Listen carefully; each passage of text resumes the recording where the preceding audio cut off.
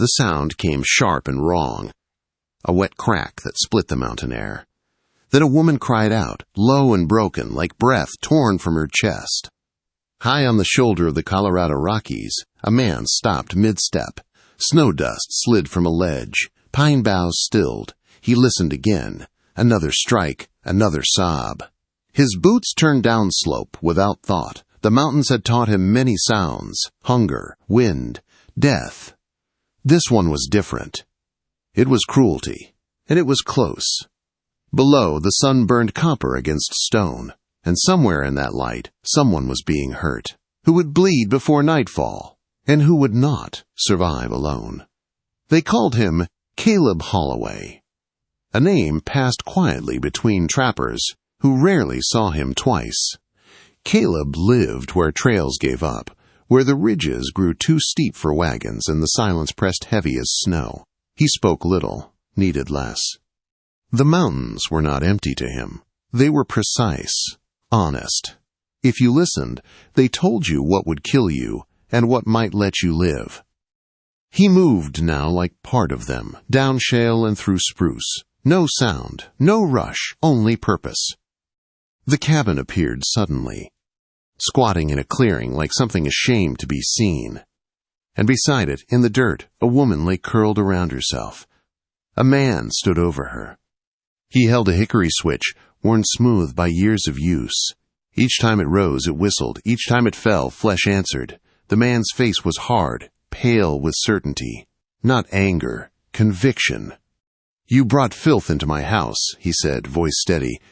"You will learn what that costs." The woman made no plea. She had learned those were wasted. Her dress was torn at the shoulder. Blood streaked her arm. Her breath came shallow and fast. Near her, a wooden crate shook with thin cries. Two voices, small, desperate. Caleb saw everything, and did nothing, yet. The man struck again, then again, then stopped. He coiled the switch like rope after work, looked down once more, not at his daughter's face, but at the crate. "Bastards," he muttered. Then he turned and walked toward the trees. Only when the forest swallowed him did Caleb move. He stepped into the clearing like a shadow made solid. The woman flinched, raising her arms weakly, her body braced for more pain. She did not look at his face. She only saw boots, a man's shape, enough to make her shake. No blow came. Instead, a canteen touched the dirt near her hand. Caleb backed away 2 steps and stopped. He looked not at her wounds but toward the tree line, giving space, giving dignity. After a long moment, thirst won over fear. Her fingers closed around the canteen. She drank, spilling half down her chin, sobbing once when the cool water hit her throat. When she finished, she set it down with care, like something borrowed. Her eyes lifted then, just briefly. He was big, broad through the shoulders, beard dark with frost at the tips. His eyes were gray, still, not unkind, not curious either, as if he had already decided something and was simply waiting for the world to catch up. He turned to the crate. Inside lay 2 newborn girls, wrapped in rags, faces red and scrunched with hunger. Caleb's hands, scarred and strong, slid beneath the rough wood. He lifted them as if lifting glass. Then he held out his other hand to the woman. She hesitated. Every lesson of her life screamed at her to crawl away. Men took, men judged, men hurt. Yet something in the way he waited made space for choice.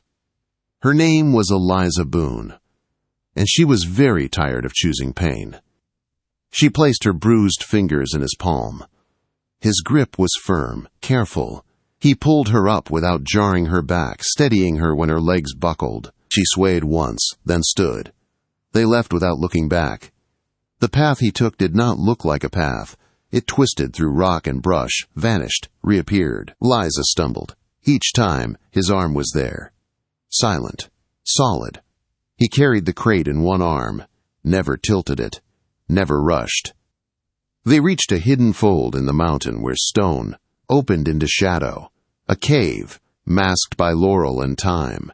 Inside, the air was cool and clean. A spring whispered somewhere deep within. Caleb set the babies down on pine needles softened by hand. He knelt beside Eliza and began to clean her wounds. Water. Buckskin. Movements sure and respectful. When he pressed a dark green paste to the welts on her back, she gasped at the sting. "Breathe," he said quietly. It was the first word he had spoken. Night came. The babies cried, hungry, relentless. Eliza's body trembled as she tried to give them what little she could. Caleb watched once, then stood. He was gone before she could ask where. Fear crawled back into her chest. She rocked the girls, whispered apologies. The cave felt larger without him, colder. Then, near moonrise, a shape returned.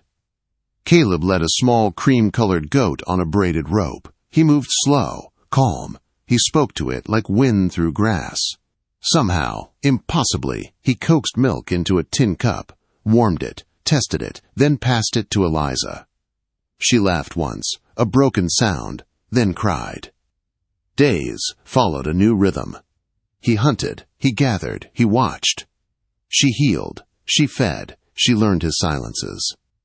He carved small animals from aspen scraps, set the babies where sunlight touched stone. Each night he sat at the cave mouth, a dark outline against stars, keeping the world out.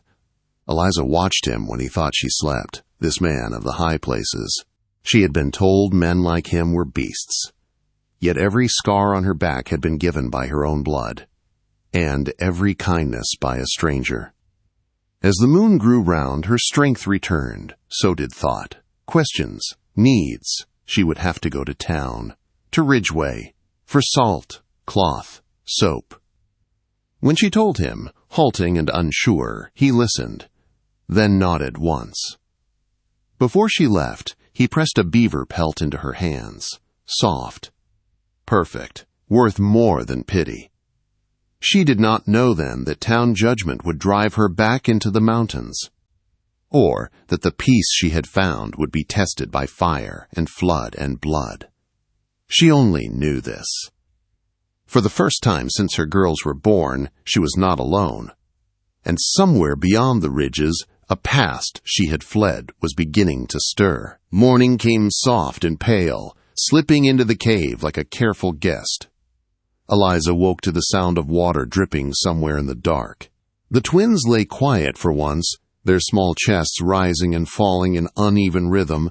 Outside, wind moved through pine needles with a low hush. Caleb was already awake. He crouched near the entrance, sharpening his knife on a smooth stone, slow strokes, even pressure, not a sound wasted. He glanced back once, checking on them, then returned to his work. That look stayed with her. It wasn't ownership or duty. It was watchfulness, the kind that didn't demand thanks. The days settled into a pattern that felt unreal in its steadiness. At dawn, Caleb would leave, moving uphill with bow and pack. By midday, he returned with grouse, or rabbit, sometimes venison if luck favored him. Eliza learned to read his face. The slight tightening around the eyes when food had been scarce. The looseness when the hunt had gone well. She healed slowly. Bruises faded from purple to yellow. The skin on her back itched as it closed. Caleb showed her how to grind roots and leaves, how to mix them with water into poultices that drew out heat and pain. His instructions were brief, demonstrations instead of speeches. He never asked about her father, never asked where the girl's father was. That silence felt like mercy. At dusk, the goat appeared, always at the edge of the clearing. Caleb would lead it close, milk it, warm the cup, then hand it to Eliza. She fed the twins carefully, whispering to them, as if afraid the mountains might overhear and take offense. She named them Anna and Maeve. Caleb nodded when she told him, said nothing more. A week passed, then 2. Eliza grew stronger, strong enough to stand longer, to walk farther, to help. She swept the cave floor, gathered pine needles, watched closely as Caleb worked, storing each movement away like a map. She noticed things too, how he always sat with his back to stone, how his eyes lifted at sounds she could not hear, how he never slept deeply, even when exhausted. One morning she told him she needed to go to town. He looked at her then, really looked. "To Ridgeway," she said, "just for supplies, salt, cloth. I won't be long." Silence stretched. The fire popped. At last he nodded, reached into his pack and pulled out the beaver pelt, placed it in her hands. Their fingers touched. Just briefly, the contact sent a strange warmth up her arm. She left at first light. The path down felt longer alone. The mountains watched her without comment. By the time Ridgeway came into view, her heart had tightened into something hard and small. The town was all straight lines and right angles.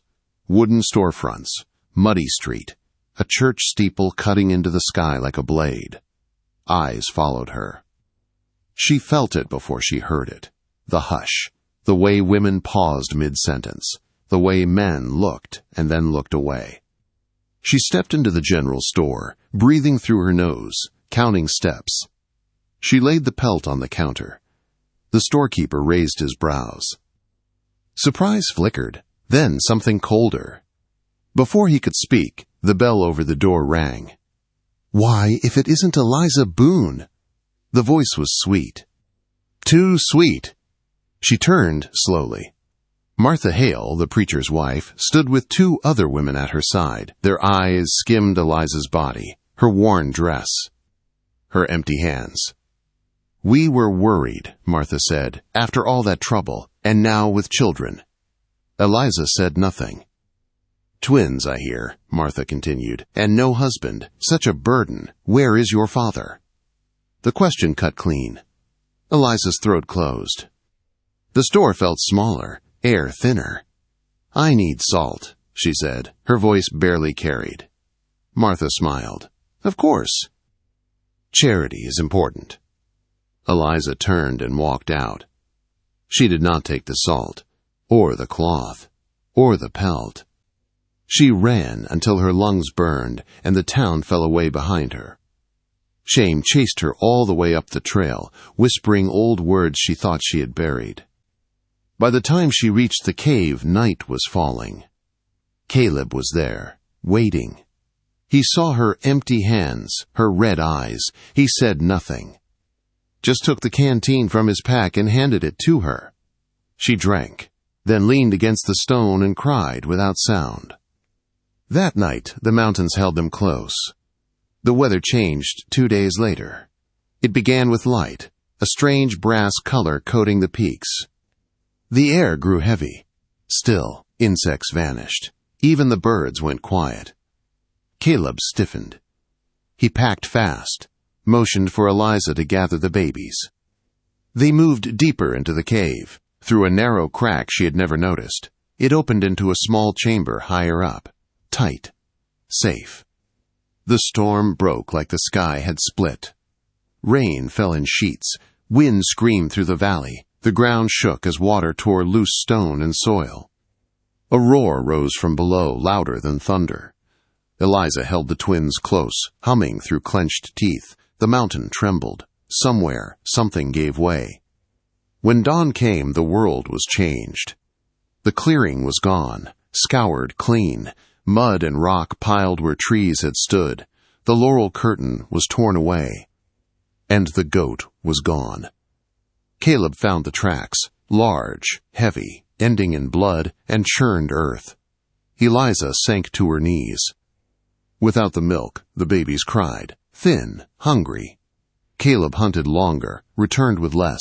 He made broth from bones and meat, strained thin. It was not enough. He knew it. She knew it. Eliza began to gather again, roots, berries, anything she remembered him touching. Her hands blistered, her back ached. Still she went. One evening Caleb returned empty-handed. He saw the small pile of roots by the fire, looked at them, then at her. Something shifted. He nodded once, slower this time. Partners. The next morning, Anna coughed. A dry sound, small, but wrong. By nightfall, her skin burned hot beneath Eliza's hand. Caleb knelt beside them, touched the baby's brow, listened to her breathing. His jaw tightened. He stood and pointed north, toward the high peaks. "Columbine," he said. Then he was gone. Eliza watched his shape disappear into the stone, and prayed he would come back. The first night alone was the hardest. Eliza sat with Anna pressed to her chest, counting breaths instead of time. The baby's skin burned beneath her palm. Each cough was a thin, tearing sound that scraped Eliza's nerves raw. Maeve slept fitfully beside them, unaware of the quiet war being fought inches away. The mountain, once her shelter, felt vast and indifferent again. She kept the fire low, whispered songs her own mother once sang before silence took her place. She spoke to Anna as if words alone could anchor her to this world, promised things she did not know how to give. Morning came, then afternoon. No Caleb. By the second night, fear settled into Eliza's bones. Anna's breathing grew shallow. Her cries weakened. Eliza crushed the last herbs she knew. Bathed the child's brow with cool water. Nothing changed. She did not sleep. On the third day, clouds crept low across the peaks. Eliza's voice grew hoarse from whispering prayers she had never believed in before. Then, near dusk, stone shifted outside the cave. She looked up. Caleb stumbled into the clearing. His coat was torn, blood soaked the sleeve at his forearm. His face was drawn tight with exhaustion, but in his hand, clutched like a promise, were pale blue flowers. Delicate, almost fragile enough to vanish. He dropped to his knees without a word and crushed the petals between two stones. Eliza rushed to him, adding water, steadying his shaking hands. Together, they fed the medicine to Anna. Then there was nothing to do but wait. They sat side by side through the long night. Firelight danced against the cave walls. At one point, Eliza's hand brushed his. Neither moved away. Just before dawn, Anna's breathing eased. The heat faded slowly, like a storm retreating. Eliza broke. She covered her face and cried into her palms, quiet, shaking. Caleb sat beside her, unmoving, keeping watch while hope returned breath by breath. When the sun rose, Anna slept deep and calm. The mountain felt kinder again. Days passed. Healing followed. Caleb spoke more, just a little, names of plants, signs of weather. The way clouds gathered before snow, Eliza listened, learned, repeated the words until they stuck. She tended his wounded arm, cleaned it carefully. Her touch made him tense, then ease. Something unspoken passed between them in those moments. Gratitude, respect, something deeper neither dared to name. Peace returned, softer than before. Until the day Caleb came back from patrol with different eyes. Sharper, harder. That night he sharpened his knife long after the fire burned low. Again and again, the sound scraped through the quiet. Eliza felt it before she understood it. The next morning he led her down trail to a patch of soft earth. There, pressed into the mud, were horse tracks. Shod, fresh. Beside them, boot prints. Her father. The fear that rose in her was old, familiar. But this time, it did not hollow her. It hardened her. Caleb did not speak. He didn't need to. They prepared. He showed her a hidden climb. A ledge high above the clearing. A place to hide if needed. He rearranged stones. Set traps that looked like accidents. The valley became something else. No longer a home. A battleground. The men arrived 2 days later. Eliza heard them first. Voices, harsh, complaining. She gathered the twins and slipped into the fissure behind the cave, pressed herself against stone, held her breath as a man stepped close enough she could hear his spurs jingle. One baby stirred. Eliza hummed, low and desperate.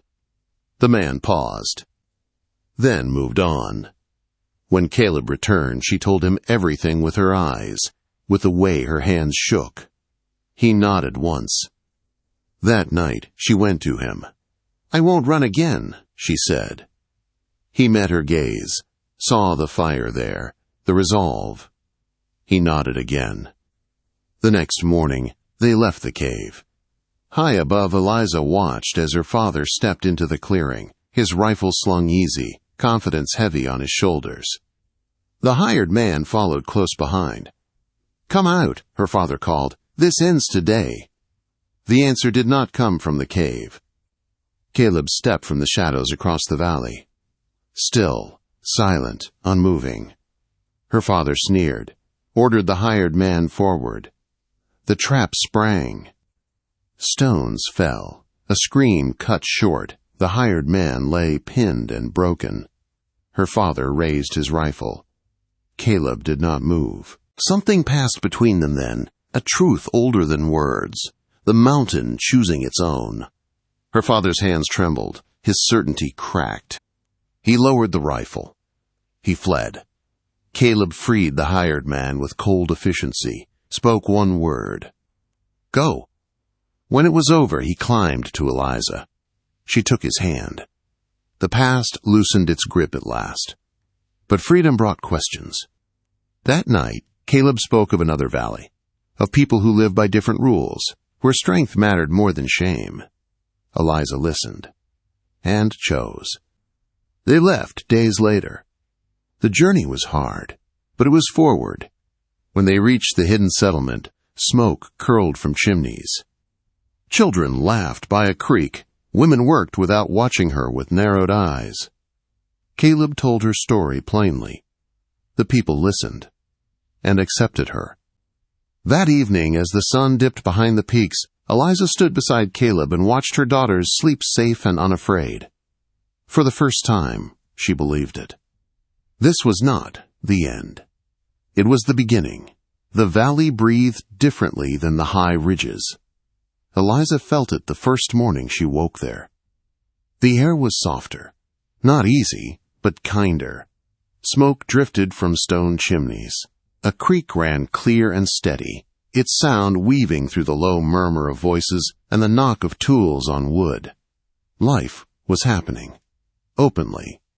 She stepped from the small cabin they had been given, Anna tied close to her chest, Maeve still asleep inside. A woman passed carrying a bucket. She nodded once. No questions. No looks that lingered too long. It unsettled Eliza more than cruelty ever had. Caleb was already outside, speaking with two men near the trading shed. They stood close, heads bent, voices low. He listened more than he spoke, as always. When he glanced her way, she felt steadied, anchored. The days filled quickly. Eliza learned where to gather water, where to wash clothes, how to trade roots and berries for cloth and salt without begging. No one asked her story outright. They waited. The mountain folk understood that truth arrived in its own time. Her hands grew rougher, stronger. She mended nets, helped skin game, watched other women move through their work with quiet confidence. At night she slept without flinching at every sound. Caleb remained near, but never close enough to crowd her. He repaired the cabin roof, reinforced the door. Hung a small carved hawk above the hearth. Protection, watchfulness. The twins thrived. Their cries grew strong. Their eyes followed movement with bright curiosity. Sometimes, Caleb would sit on the cabin step and let them grip his fingers, his large hands impossibly gentle. Eliza noticed how others watched him, with respect, with trust. One evening, Ezra, the older trapper, sat beside the fire and spoke plainly. "Your father won't stop," he said. "Not a warning, a fact." Eliza nodded. She already knew. "Men like that don't lose," Ezra continued. "They only retreat." That night, sleep came harder. 2 days later, a boy ran into the settlement breathless. "Riders," he said, "from the south." Caleb stood immediately. The valley shifted. Men gathered rifles. Women drew children close. No panic, just preparation. Eliza felt fear rise, sharp and cold, but she did not freeze. She strapped the twins to her back and moved where she was told. Caleb found her near the creek. "Stay with Sarah," he said quietly. She searched his face. "You're going?" He nodded once. Something in her chest tightened. Not terror, resolve. "Come back," she said. His eyes held hers, steady, certain. He left without another word. The riders never reached the valley.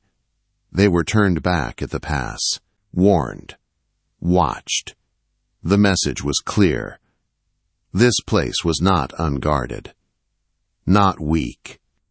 When Caleb returned at dusk, dust on his boots and tension still in his shoulders, Eliza let out a breath she hadn't known she was holding.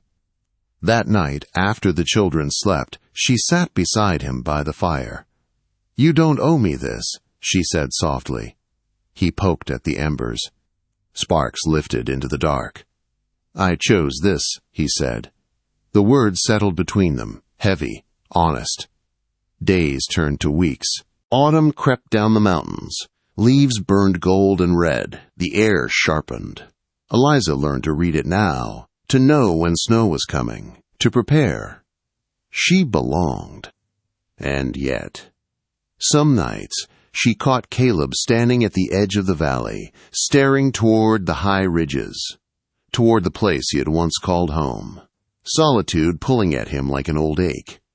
She did not ask him to stay. She did not ask him to leave. The question hovered between them, unspoken. Then, one cold morning, a familiar figure appeared at the edge of the settlement. Bent, smaller, but unmistakable. Her father. Josiah Boone stood alone this time, no rifle in hand, no hired men. Just a hat, clutched tight, and eyes hollowed by something close to desperation. Eliza felt the world narrow. Caleb stepped forward before she could move. Josiah stopped at the creek, looked around at the cabins, the smoke, the children playing. Something bitter crossed his face. "I've come to take my daughter home," he said. The valley went still. Caleb did not raise his voice, did not reach for his rifle. "She's not yours anymore," he said. Josiah laughed, a thin, broken sound. "We'll see." Eliza stepped forward then, her heart pounding but her spine straight. "No," she said. Josiah's eyes found her. For a moment, the old power flickered there. Then it died. She did not bow her head. She did not look away. And for the first time in her life, he had nothing left to strike her with. The wind moved through the valley. The people watched, waiting. Caleb shifted slightly, a subtle move, protective, final. Josiah looked at him, then at the gathered faces, then back at his daughter. And Eliza knew. This was not over yet. The wind carried the silence deeper than words ever could. Josiah Boone stood at the creek's edge, his boots sunk in mud, his shoulders slumped in a way Eliza had never seen before. This was not the towering figure of her childhood, not the voice that filled rooms and crushed resistance. This man looked worn thin by distance and defeat. But she did not mistake weariness for repentance. "I raised you," he said at last. His voice scraped, as if it had traveled a long way to reach them. "You don't belong in a place like this." Eliza felt Caleb shift beside her, a quiet reminder that she was not alone. "I belong where my children are safe," she said. Her voice shook once, then steadied. "You lost the right to decide anything for me." A murmur rippled through the valley, low, controlled, not anger, agreement. Josiah's jaw tightened. His eyes flicked to the men standing near the cabins, to the women watching from doorways, to Caleb. "You think these people will protect you forever," he sneered. "Men like him leave. They always do." Caleb said nothing. Eliza turned to him, just for a breath. She saw no hesitation in his face, no pulling away. Only presence. She turned back to her father. "Go," she said. The word felt strange on her tongue. Powerful. Josiah stared at her as if seeing her for the first time. Then something in him broke. Not cleanly, jagged, ugly. "This isn't finished," he muttered. Caleb took one step forward. "Not threatening. Final." Josiah flinched. He turned and walked away without another word, his back bent, his shadow long and small against the valley floor. The settlement exhaled. That night, the fires burned later than usual. People gathered in small clusters, speaking quietly, not celebrating, acknowledging the mountain way. Eliza sat with the twins tucked close, watching flames dance. Her hands still trembled faintly. Caleb sat beside her. "You did well," he said. The words settled deep. She nodded, unable to speak. Winter came early that year. Snow fell heavy and fast, sealing the valley in white. Work shifted indoors. Traps were checked at dawn. Fires stayed lit. The world narrowed to what could be reached on foot. Eliza adapted. She learned to smoke meat, to mend thick wool, to read the silence before a storm. Her daughters grew plump and strong, their laughter echoing inside the cabin like a blessing. And still, sometimes fear whispered. Sometimes she woke expecting to see her father's shadow at the door.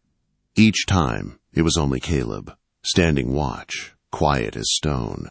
One evening, as snow piled against the walls, Eliza finally asked the question that had waited too long. "Why did you stay?" she said. Caleb stared into the fire. "I was alone," he said simply. "Then I wasn't." She swallowed. Spring came slow. Meltwater cut through snow. The creek swelled and sang. Green pushed through white. With spring came movement. Traders passed through. News traveled. One afternoon, Ezra returned from the lower trails with a grim face. "Word from Ridgeway," he said. Eliza felt her stomach tighten. "Josiah Boone is dead." The words landed heavy, final.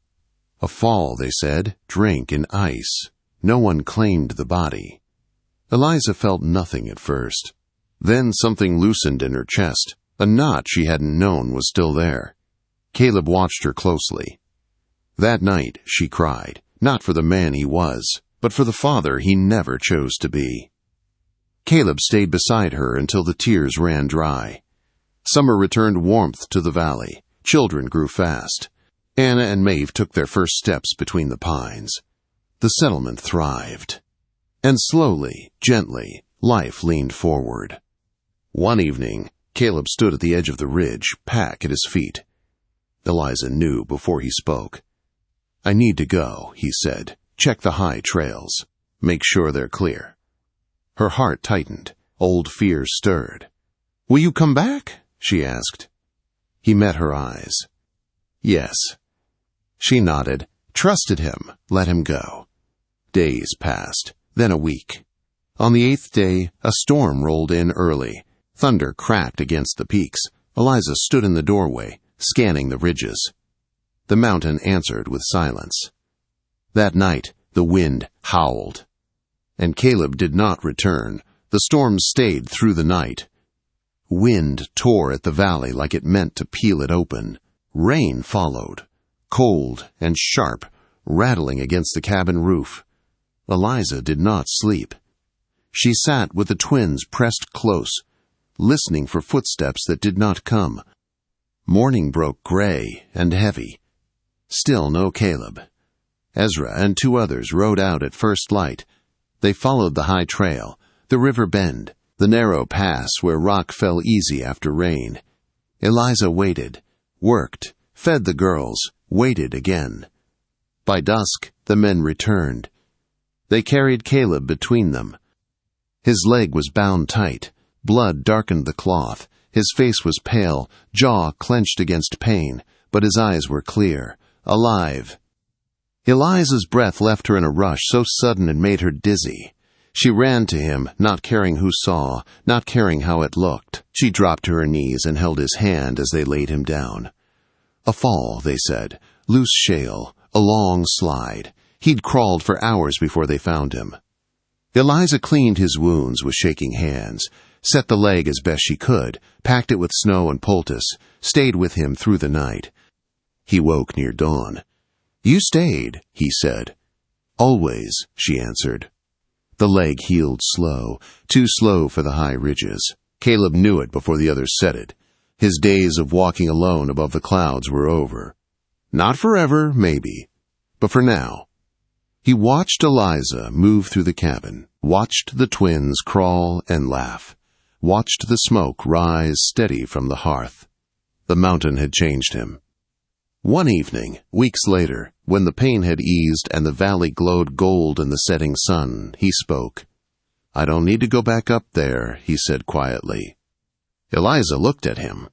"I was alone because it was easier," he continued, "because no one could be taken from me." He met her eyes. "I don't want that anymore."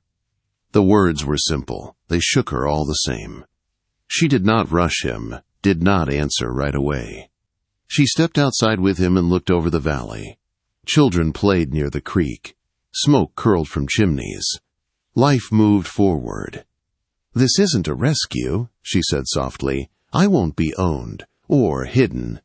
"I know," he said. "I don't want to own you. I want to stand with you." Silence stretched, comfortable, earned. She reached for his hand. That was enough. Seasons turned. Caleb built onto the cabin. Wider roof. Stronger walls. Eliza planted near the creek. The twins grew fast, their laughter loud and fearless. They called Caleb by his name first. Then, one day, something else. He didn't correct them. The mountain folk noticed, smiled, said nothing. There was no ceremony, no church bell, no papers signed. Just two people choosing, every morning, to stay. Years later, travelers would pass through the valley and hear the story. About the lone mountain man who stepped out of the shadows. About the single mother who stood up to the world.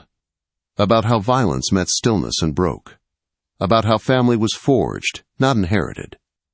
And high in the Rockies, where wind still sings through pine and stone, a home stood warm against the cold. Built not on fear, but on courage. On choice. On love that never needed to shout to be heard.